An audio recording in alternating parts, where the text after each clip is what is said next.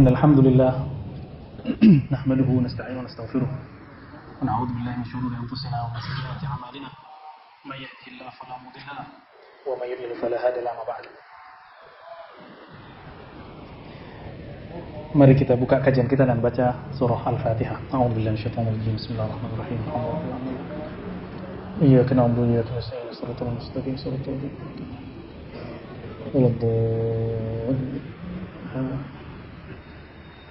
Baik sahabat yang mulakan Allah, di bulan lalu kita membahas tentang ajaibul qalb, keajaiban qalbu. Tapi keajaiban di sini berarti keunikan qalbu. Dan kita sudah membuka perkataan beliau yang mengatakan bahwa man arafa qalbahu arafa rabbahu. Siapa yang kenal qalbunya, kenal yang punya qalbu, yaitu Allah Ta'ala. Namun beliau mengatakan, ini pengakuan pengarang ya. Wa aktsarun nas jahiluna bi qulubihim wa nufusihim. Kebanyakan orang tidak kenal qalbunya dan dirinya. Maksud tidak kenal itu apa? Kalau dia kenal dirinya, kenal qalbunya, maka kebanyakan orang tidak akan menyia-nyiakan waktunya dengan qalbunya.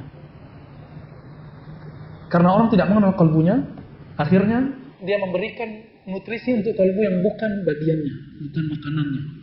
Sehingga apa yang diterima oleh qalbu bukan menjadi nutrisi, tapi menjadi racun. Qalbu kita itu pengennya cuma satu, mendekat kepada zat yang maha satu. Lalu ketika dia tidak dibawa ke sana, maka dia akan tambah jauh ya. Kita membedakan antara ketenangan dengan kesenangan. Kalau ketenangan itu di qalbu, kalau kesenangan itu di nafsu. Kita mengira ketenangan itu sama dengan kesenangan. Nah, ini yang kemudian beliau katakan kebanyakan orang nggak paham ini. Nah, itu maksud beliau ya. Sekarang kita boleh masuk ke bab yang baru, kitab Riyadhatin Nafs. Bab mengenai riyadhah. Riyadhah artinya latihan. Riyadhatun nafsi, latihan jiwa. Kalau biasanya latihan fisik, misalnya kita belajar silat, karate, taekwondo, boxer, itu dilatih push up, memukul, guling ya, supaya apa? Biar kebentuk badan fisiknya, biar lincah. Sama, qalbu itu kalau tidak dilatih, dia nggak lincah. Kalau kita punya teman jawara, baru tangan kita mau nempel ke punggungnya, dia udah nangkap duluan. Ya kan? Sama. Dalam surat Al-A'raf ayat 201, jawara-jawara qalbu itu dicirikan di sana. Walladzina taqaw rabbahum. Orang-orang yang takut kepada Allah, takut itu di qalbu, bukan di pakaian. Bukan di serban, bukan di ini bukan pakaian takut ini ya. Pakaian takut itu di qalbu. Nabi mengatakan at-taqwa hahuna, takwa itu di sini. Maka siapa yang punya nur takwa di qalbunya, merasakan idza massahum ta'ifun minasyaitan. Ketika ada sekelompok syaitan menyentuhnya. Jadi ternyata syaitan itu suka nyentuh-nyentuh. Nanti kita contohkan maksud nyentuhnya bagaimana. Tazakkaru, maka mereka tiba-tiba teringat, fa idza hum mubsirun, maka mereka langsung mampu melihatnya. Maksudnya apa teks ini, ayat ini, Al-A'raf ayat 201 ini? Orang-orang yang sudah punya nur dalam qalbunya, nanti kalau digoda sama syaitan dia bisa ngerasain. Contohnya, kalau Bang Jimmy lagi duduk-duduk, tahu-tahu ada yang bening-bening lewat. Ya, apa kata qalbunya? Jangan lihat. Kata yang satu lagi, Eman, cuma sekali. Ketika si godaan yang kedua datang, dia sadar, wah ini setan nih. Nah, itu berarti nur qalbunya sudah hidup. Nur qalbunya sudah hidup. Tapi dia dengar, dia tahu kalimat itu kalah. Berarti belum walladzina taqaw. Dia belum, nur takwanya belum nancep, ya. Belum ada di dalam. Mungkin takwa ada tapi nurnya sedang padam. Ya. Maka sahabat yang melakukan Allah, kita ini kurang adil supaya sehat jantung, mau olahraga jantung setengah jam, 1 jam setiap hari. Tapi mau sehat kalbu tidak mau olahraga kalbu setiap hari. Adil nggak? Karena kita nggak adil, Allah mengatakan innallaha yuhibbul muqsitin. Allah itu jatuh cintanya kepada orang yang adil, yang proporsional. Kita kurang proporsional, makanya sholat kita nggak khusyuk-khusyuk. Nggak khusyuk-khusyuk wajar. Kenapa? Kita nggak adil kepada Allah, nggak adil kepada diri sendiri. Maka beliau membuka sebuah judulnya, ya, Riyadhatun Nafs wa Tahdzibul Khuluqi wa Mu'alajati Amradil Qalb. Bab latihan rohani, tahdzibul khuluq, bukan khalq. Jadi ada tahdzib itu artinya melatih, mendidik. Khuluq itu akhlak. Kalau khalq nggak bisa dirubah kecuali operasi.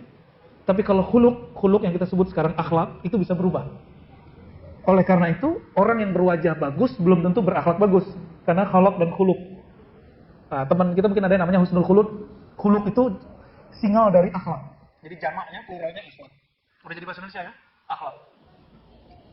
Ternyata ada latihannya. Latihan untuk misalnya sabar itu ada latihannya. Latihan supaya bisa tahajud tiap malam itu ada latihannya. Wa mu'alajati amradil qalb. Lalu terapi kolbu, terapi penyakit-penyakit kolbu. Oh, ternyata di sini ada tambahan lagi. Penyakit kolbu itu mirip dengan penyakit fisik. Kalau kita sakit fisik, kita tidak menikmati makanan. Benar nggak? Maka, ketika orang punya penyakit kolbunya, dia tidak akan menikmati hidangan rohani. Nggak menikmati hidangan rohani. Kalau begitu, diobati dulu atau langsung dikasih nutrisi. Jadi orang-orang yang sakit itu langsung dikasih daging atau diobatin dulu. Diobatin dulu ya. Kita langsung kasih nutrisi, makanya muntah lagi. Itu sebabnya orang-orang munafik itu tidak akan bisa langsung didakwahi. Dia cuma bisa diingatkan dulu, diobatin dulu kolbunya. Nah, maka Imam Abdul Hasan Syadzili malam tadi di MRBJ 9 ya kita kasih tahu, Syaikhuka, gurumu itu bukan yang nyuruh-nyuruh kamu amalkan ini bukan, tapi gurumu itu yang mengerti dosis-dosis rohanimu, sehingga ketika memberikan amalan takaran-takarannya seperti dokter mampu memberikan dosis-dosis obat. Coba kalau ada orang sakit langsung dikasih dosisnya agak tinggi sama dokter, apa yang akibatnya pada dia? Tambah sakit. Nah, teman-teman semua, obat itu seperti sakit. Ada sakitnya yang bisa diobati pakai prokol ya.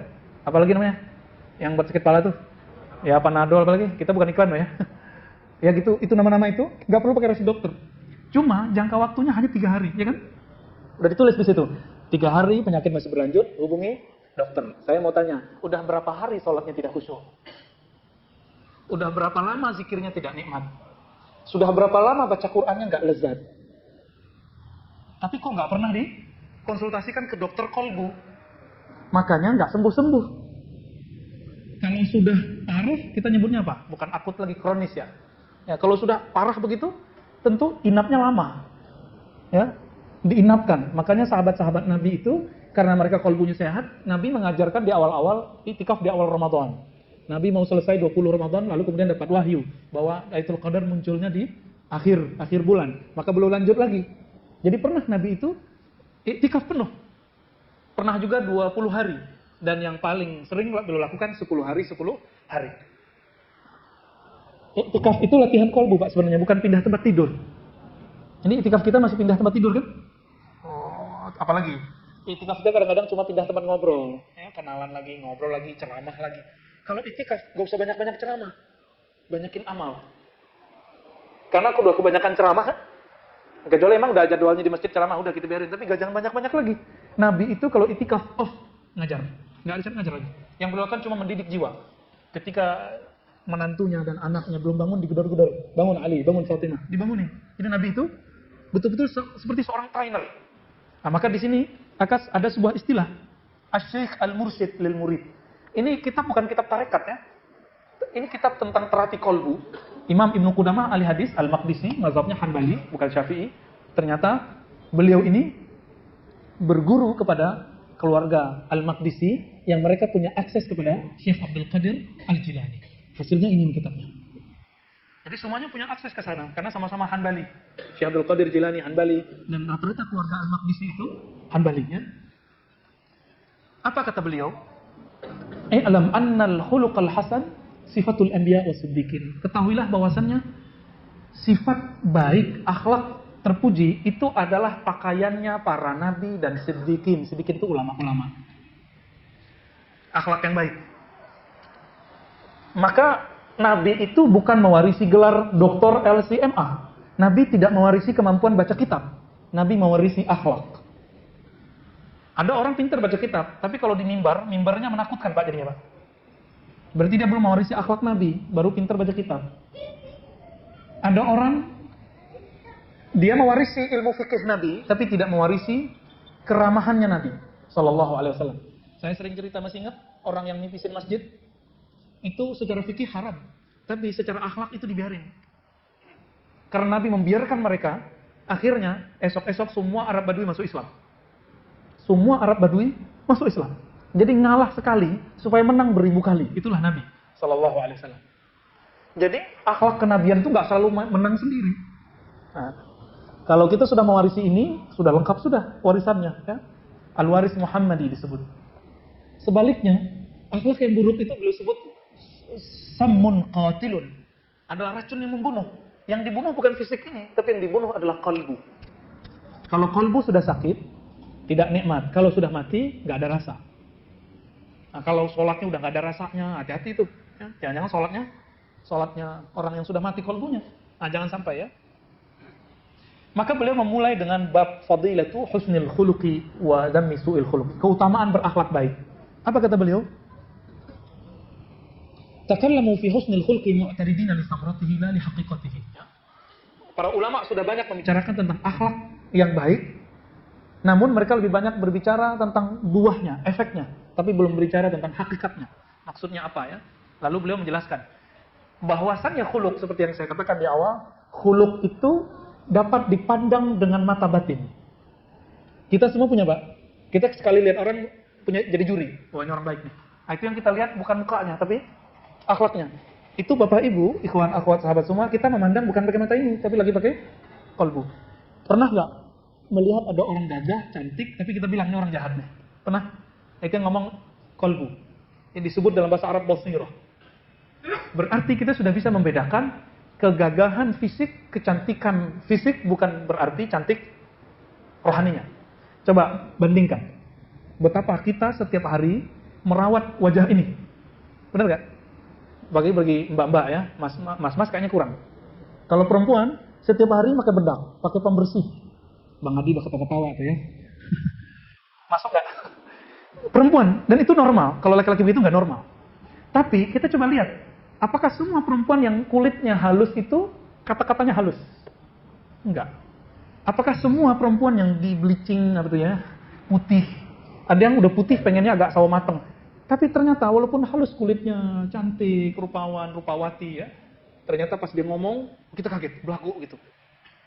Pas kaget keluarnya kodok, ya. Pas kaget keluarnya ayam. Itu nggak cantik. Maka al-jamal jamalul qalb. Kecantikan itu adanya di kalbu. Bandingkan cantiknya Khadijah, Sayyidatuna Khadijah radhiyallahu taala anha dan Aisyah. Aisyah gadis nggak? Satu-satunya istri Nabi yang gadis kan cuma Aisyah. Artinya Nabi emang nggak pemburu gadis, Pak. Nabi itu dititahkan oleh Allah nikah, maka Nabi nikah. Jadi Nabi nikah itu bukan karena kehendak dirinya, tapi karena perintah dari Allah. Ketika terakhir menikah dengan Zainab binti Jahaz, turun lagi ayat tidak boleh nikah. Nabi nggak nikah lagi. Padahal saudaranya dari kalangan Nabi Allah, Nabi Sulaiman berapa istrinya?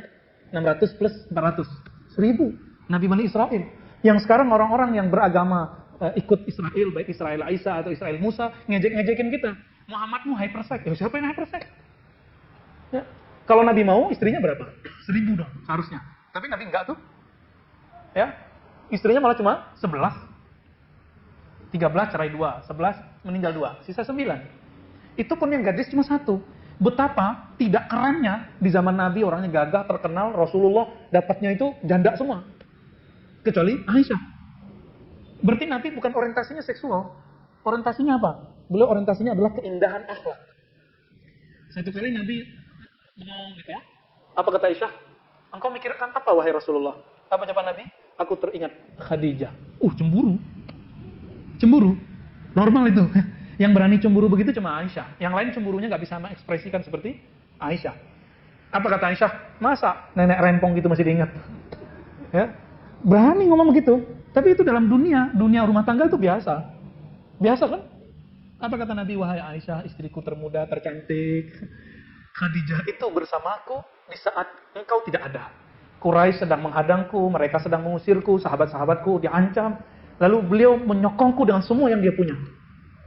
Makanya kenangan bersamanya tidak bisa hilang. Pertama dapat wahyu, Aisyah nggak bilang, Muhammad ente gila. Nggak bilang gitu. Jadi Nabi Muhammad cerita, saya didatangi oleh makhluk bersayap 360 kiri kanan, lalu mendekat, lalu membacakan Iqra, bla bla bla bla bla begitu. Kalau istri-istri sekarang mungkin bilang, Mas, kamu ketemu jin apa sih gitu? Gila nih ya. Pulang-pulang dari Gua Hiro gila nih. Kalau mungkin Nabi kalau nikah sama perempuan-perempuan sekarang begitu. Tapi ini enggak. Ustadz aja bilang gitu. Ada salah seorang ustadz di TV, jamaahnya itu pengobatan. Nanya, Ustadz kalau saya baca ayat ini sekian kali gimana? Apa kata ustadznya? Oh hati-hati nanti didatangin jin. Baca ayat kok didatangin jin, dari mana itu? Ajaran dari mana itu? Itu ustadz loh. Apalagi dia bukan ustadz gitu. Akhirnya Aisyah sadar diri, disebut insaf, munstifah. Ya? Oh iya, Saya waktu itu masih bocah kecil. Tapi Aisyah sudah berkorban. Jadi sahabat yang melakukan Allah, Nabi SAW itu teringat Khadijah bukan fisiknya, tapi teringat akhlaknya. Dapat wahyu malah dikuat-kuatin. Kamu normal, orang baik, nggak mungkin didatangi makhluk-makhluk yang jahat. Begitu nguatinnya. Maka siapa yang mewarisi ilmu Khadijah, akhlak Khadijah, dia tidak pernah membuat sedih suaminya. Dia selalu menguatkan suaminya. Ya, kalau pewaris Aisyah beda lagi, cerdas, tapi tajam. Perlu juga tuh ya. Maksudnya perlunya apa? Nambah? Bukan gitu ya. Udah ngurus aja ke sana ya. Jadi kalau kita bilang si fulan akhlaknya baik, itu wajahnya atau batinnya? Wajahnya atau batinnya? Batinnya ya. Tapi kalau kita sebut si fulan cakep, itu apa? Wajahnya. Sepakat ya? Jadi sebenarnya saudara yang makan Allah, kita itu sudah biasa mengakses alam yang bukan zahir. Cuma nggak percaya aja. Kita setiap hari loh memandang yang tidak zahir itu. Setiap hari kita memandang yang tidak zahir. Kita sering ngomong, gue ikhlas loh. Itu kan ngomong mau menzahirkan yang batin. Ya kan? Karena orang nggak percaya lalu kita zahirkan. Tapi semakin kita zahirkan yang batin, dia jadi nggak batin lagi. Nah, maka batin itu bahasa Arab sesuatu yang tersembunyi. Biarkan dia tersembunyi. Nanti biarkan orang-orang dengan batinnya memandang. Nah. Lalu beliau mengatakan, fal jasadu mudrakun bil basar. Jadi yang saya tanyakan barusan disebutkan sini. Maka kegagahan pada jasad dapat dilihat dengan mata fisik. Wan nafsu, kecantikan kegagahan dalam jiwa, mudrakatun bil basirah, dapat dipandang dengan basirah, dengan mata batinnya. Walikulli wahidatin minhuma hay'atun wa surah. Dan masing-masing itu punya rupa. Punya rupa. Coba ada orang gagah ketika dia marah, gagahnya gimana? Hilang. Ya. Ada cowok-cowok keren, tapi tangannya begini deh, ya. Gimana kira-kira? Langsung nggak keren lagi. Ya, berarti dia punya masalah. Punya masalah. Apa yang paling mengejutkan saya di sini, di teks ini, belum bacain ayat, tulisin ayat, surat Shad 7172. Tapi penafsirannya ini yang bikin saya kaget. Surat Shad 7172. Ayatnya kalau dibaca, inni khaliqun, sesungguhnya aku menciptakan basyaran, manusia bashar. Bashar itu fisik. Jadi manusia itu terbagi dua. Satu sisi bashar, bukan bashar asad loh ya. Bashar itu sisi fisik. Min tin, dari tanah atau dari saripati tanah. Benar nggak? Antum makan yang dari tumbuhan? Bahkan hewan-hewan itu makan tumbuhan atau makan apa? Makan bulan. Makan tumbuhan ya. Jadi beda sama Superboy, Superman ya. Superman nggak perlu makan, dia cukup kena cahaya matahari. Ya, nah, itu alam imajinatif itu. Lalu apa kata beliau? Ada ayat berikutnya bahwa di dalam diri kita ada sesuatu yang bukan dari tanah ini, bukan dari bumi. Antum itulah yang disebut alien. Fa idza sawaituhu, kalau si tanah itu, saripati tanah itu sudah diaduk, diolah sehingga menjadi janin, sawaituhu, aku sempurnakan fisiknya, nafakhtu fihi min ruhi, baru aku install namanya roh. Ditiupkan roh di situ. Dan Allah menyebutnya ruhi, roh milikku. Perbedaan agama sebelah mengartikan itu rohku sendiri, zatku. Sehingga Nabi Isa itu disebut rohnya Tuhan. Padahal maksudnya roh milik Allah. Sama kayak kalimat ardullah, bumi Allah. Maksudnya bumi milik Allah. Bukan berarti bumi ini di dalamnya ada Allah, bukan. Ya? Ini akibat penerjemahan kitab suci yang tidak cocok ya. Jadi Injil itu dulu mungkin diterjemahkan tapi tidak pas oleh sebagian penerjemahnya. Wallahu a'lam ya. Lalu apa kata beliau ini kalimatnya yang bikin saya bergetar ketika awal membaca. Fanabbaha ala annal jasada mansubun ila tin. Allah mengingatkan kamu wahai manusia bahwa tubuh fisikmu ini dia berasal dari tanah. Mansubun, dia dinisbahkan ke tanah. Berarti nanti semua yang berbau tanah itu miliknya. Itu tempat pulang kampungnya. Jadi pulang kampung kita emang ke tanah. Antum lahir di mana? Itu kampung KTP. Kampung akte lahir. Tapi kampung kita itu bisa di tanah mana aja. Namun ini kita punya makhluk alien di dalam, namanya roh. Yang ini kampungnya bukan di Aceh, bukan di Padang, bukan di Jawa, bukan di Sunda, bukan di Kalimantan, bukan. Yang ini bernama roh itu kampungnya di negeri yang lain. Disebutkan di sini. Wa ruhu mansubun ilaihi, dan roh itu berasal dari hadiratnya. Disebut rohku, roh milikku. Jadi sebelum ditiupkan roh itu, roh kita diminta bersaksian. Dan dia menatap Allah Ta'ala. Itu yang ayat yang masyhur di surah Al-A'raf, alastu birabbikum, masih ingat? Bukankah akuratmu? Jadi antum sadar atau tidak, kita ini semua pernah bertemu Allah. Kita semua ini. Jadi sebelum kita ketemu di sini, kita udah bareng di sono. Ngapain? Kita udah ketemu Allah. Jadi sekarang walaupun antum nggak tahu nama sampingnya, dulu udah bareng. Dalilnya ini kemudian hadis Nabi, innal arwah junudun mujannada, hadis Muslim. Ruh itu dia berbaris-baris. Kalau dia kenal dia akan akrab, kalau dia nggak kenal dia akan menjauh. Hadis Sahih Muslim. Jadi kita udah ketemu sebelumnya. Cuma sekarang ada yang nggak hafal kan namanya. Tapi roh itu bentuknya lebih bagus dari tubuh fisik ini. Lebih ideal. Di saat itu, di alam roh itulah Allah memuliakan, memberi anugerah kepada semua roh, memandang kepada sumber roh. Jadi makna inna lillahi wa inna ilaihi raji'un itu jadi nggak serem sebenarnya. Coba terjemahin. Inna lillahi. Coba terjemahin. Sungguh kami milik Allah. Ya kan? Maksud lainnya, kami berasal dari hadiratnya. Dari alam roh yang kepunyaannya. Lalu kalimat berikutnya, wa inna ilaihi raji'un. Lalu kami nanti akan pulang kampung ke hadiratnya. Pengen nggak pulang kampung? Pengen mati nggak? Nggak mau. Kalau pulang kampung mau. Maksudnya apa? Kalau saya biayain pulang kampung ke kampung fisiknya, pada seneng kali ya. Gratis kita bayarin tiketnya pada mau pulang nih kayaknya. Tapi kalau saya biayain pulang kampung ke alam sana mau nggak? Nggak mau ya? Padahal nggak bayar lah ya. Kok nggak mau? Berarti kita belum kenal alam kampung rohani. Pulang kampung itu menyenangkan nggak? Tunggu dulu. Kalau masih mahasiswa, masih siswa, pulang kampung mah enak. Di kampung udah ada nanggung. Tapi kalau sudah bermuka-muka begini nih, pulang kampung nggak punya rumah di kampung, mau tinggal di mana? Pulang kampung nggak pernah bangun kampung, malu. Pulang kampung dulu punya kasus di kampung, malu pulang. Pulang kampung tapi nggak pernah nyapa-nyapa orang di kampung, berani pulang nggak? Nggak berani.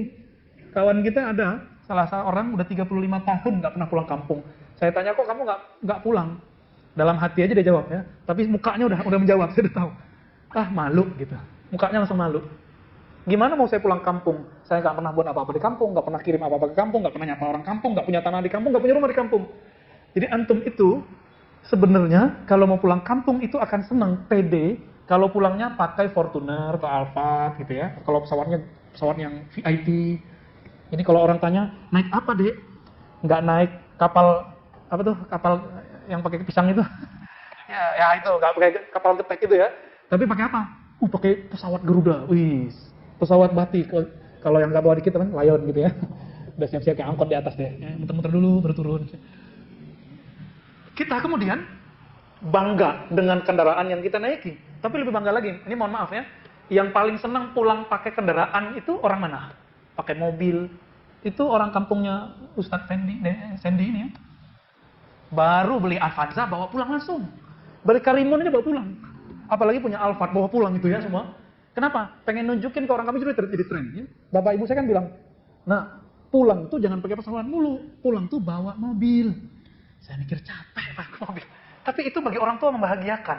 Sampai sekarang belum pernah pulang pakai yang kuda roda 4 ya, kuda Jepang itu ya. Kuda logam mah, kuda besi apa sih namanya. Belum pernah. Karena bagi saya untuk apa sih gitu. Nggak penting amat sih. Tapi bagi orang tua itu membanggakan. Maka teman-teman semua, ini mirip. Mau pulang kampung disambut pede bahagia nggak? Apa kata Nabi? Mau bikin rumah villa di kampung rohani? Nabi mengatakan, man shalla isnatai asyrata raka'atan.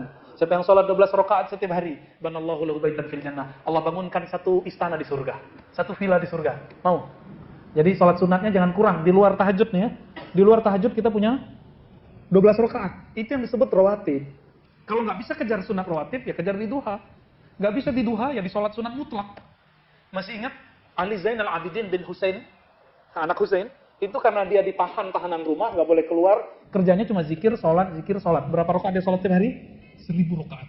Coba bagi 12, ada berapa tuh? 120 ya? 120 villa tiap hari. Gila itu ya. Itu tajir banget tuh. Kalau pulang, maka Nabi mengatakan, ini level anak-anaknya Husain. Nabi mengatakan, Husain sayyidah syababi ahli jannah. Husain itu ayahnya Zainal Abidin adalah pemimpin pemuda-pemuda yang masuk surga. Kabar gembiranya antum yang sudah ubanan, yang sudah keriput, yang sudah ompong, itu nanti jadi pemuda semua. Dan pemimpin kita bernama Husain. Hasan ya. Anaknya Husain setiap hari berapa? 1000. Gimana kalau Husain itu saya nggak tahu. Husain itu satu nafasnya naik, itu sudah zikir. Turun, zikir lagi, nggak pernah lupa kepada Allah. Itu Husain. Kita sholat aja lupa kepada Allah. Gimana mau bangun? Jadi udah bangun rumah di surga, tapi keropos, baru 3 hari runtuh. Asrama IIKI, takhusus untuk perempuan, kan dibangun tuh oleh proyek-proyek. Kontraktornya jahat sekali. WC-nya nggak di apa namanya tuh, yang dikasih semen apa banyak itu, kerikil-kerikil banyak. Di bawahnya itu ternyata masih tanah, diinjek langsung. Itu baru belum lama. Ya. Kebakaran asrama IIKI masih ingat nggak sebelumnya? Penghafal-penghafal Quran dari kalangan perempuan. Itu asramanya, jadi si pemberi dana oke, kontraktornya kurang ajar. Mungkin kontraktornya benar, tapi tukangnya kurang ajar. Itu. Nah, makanya kita kalau beramal itu betul-betul detail, diliatin, dipelototin pakai kolbu satu-satu. Jangan cuma merhatiin takbir assalamualaikum doang. Ya, apalagi merhatiin kaki kawan. Ya, kita lagi mau maku rumah, tapi yang kita lihat orang maku sampingnya, hancurlah tangannya. Ini ilustrasinya. Orang-orang yang membangun rumahnya di surga, tapi dia tidak memperhatikan bahannya, kualitasnya. Baru sehari udah roboh. Nah, inilah nasib orang-orang yang tidak memelihara kolbunya dalam sholat. Bilang ini, capek ah, malam tadi tahajud 11 rakaat, aduh, betisku naik, gitu ya. Malam tadi 1 juz, langsung roboh, ya, roboh langsung. Maka Nabi mengatakan 3 hal yang bisa menghancurkan, salah satunya ujub, merasa dirinya keren gitu, lalu diceritakan ke orang. Ah, maka ingat-ingat lah. Mungkin kita sudah banyak bangun, tapi nggak dijaga. Udah bagus, rumahnya udah bagus, tapi nggak dibersihin. Gimana? Ya, kotor lagi, gitu. Maka teman-teman yang mengatakan Allah, jika ingin pulang kampung indah, maka bangun di sana istana. Siapkan kendaraan yang bagus. Kalau perlu, kita punya prestasi, nanti diundang pulangnya. Dapat undangan gratis. Itu yang dibacakan dalam surah Al-Fajr. Ya Tuhan, nafsul mutuna itu undangan kematian gratis, Pak. Mau nggak diundang? Diundang oleh yang punya langit dan bumi. Maka orang-orang ini kalau diundang, disambut oleh makhluk langit dan ditangisi oleh langit makhluk bumi. Kita ini ketika lahir, kita nangis. Orang yang nyambut gimana? Ketawa, senyum. Tapi kita nggak tahu ketika kita meninggal nanti orang senyum apa nangis. Kira-kira gimana, Pak? Mbak, semua. Kita yang mana nih? Ketika ada salah seorang ustadz meninggal ibunya, itu ramai kan ke sana, saya langsung sedih itu. Ya Allah, ini yang terkenal anaknya, tapi ibunya dapat keberkahan. Oh, ternyata anaknya itu jadi seperti ini karena didikan ibunya. Poin, ketika meninggal itu ribuan orang datang, sholat gaib di mana-mana, dapat keberkahan. Kita mikir, kita yang tahu anak ini yang mana nih ya? Maka teman-teman semua, disebutkan di hadis Nabi, innamal a'mal bil khawatim. Amal itu tergantung endingnya, tapi ending itu tergantung dalamnya. Jika di dalamnya benar, nanti akhirnya benar. Jadi apa kata beliau? Beliau sedang mengenalkan kampung kita. Kampung kita bukan di Padang, bukan di Pekanbaru, bukan di Jambi, bukan di Kalimantan, bukan di Jawa, bukan di Sunda, bukan di Betawi. Bukan. Kampung kita bernama alam roh. Nanti bakal pulang ke sono. Jadi jangan kemudian terlalu nyaman dengan tubuh ini. Tubuh ini terlalu lemah untuk memikul roh. Coba lihat Pak. Punggungnya udah mulai sakit-sakit belum? Ya, kepalanya udah sering masuk itu berat gitu ya. Makan gaji-gaji dikit berat. Ini nggak bisa emang, di sini bukan surganya roh. Dulu masa kecil emang enak kalau makan apa aja naiknya ke atas, Pak. Kalau sekarang makan apa aja maju ke depan, makin kiri kanan. Semuanya tuh sama aja tuh ya. Oh, sama saya juga begitu. Udah beda. Jadi ternyata tubuh ini punya masa, punya limit untuk berkembang. Selebihnya seharusnya kita mengembangkan roh. Tetap kita makan, minum, puasa, dan segala macamnya. Tapi kita mengembangkan roh. Maka kita kasih rumus. Setiap kali jatah fisik dikurangi, maka jatah rohani bertambah. Contoh, kenapa dalam Islam ada puasa? Supaya orang punya ketajaman kalbu, rasa empati terhadap orang susah. Itu rahasianya. Jadi puasa Daud, puasa bukan untuk sakti. Puasa Daud, puasa Ramadan, puasa Senin Kemis, itu supaya kalbu kita bisa merasakan kesusahan orang. Itu yang disebut ahli ma'rifat. Bukan yang bisa baca hati orang itu, Pak. Itu mah tukang gosip gitu ya. Sok tahu baca hati kita. Itu untuk apa? Tapi orang yang kata Nabi, la yu'minu ahadukum, kamu enggak sempurna imannya. Kamu tidur kenyang, tetanggamu tidur kelaparan. Orang yang ngerti itu yang disebut ahli ma'rifat. Itu yang disebut ahli thariqat. Itu yang disebut ahli ma'rifatullah, ahli hakikat itu. Yang kan sekarang orang banyak ya. Saya lihat beberapa sahabat kita udah mulai kajian syariat, tarekat. Aduh, serem amat sih bahasannya. Ya. Tapi nggak apa-apa kalau mau tahu. Sebenarnya puncak hakikat itu bukan Bukan ngawang itu enggak. Tapi ketika dia mulai berpikir tentang alam kiri kanannya.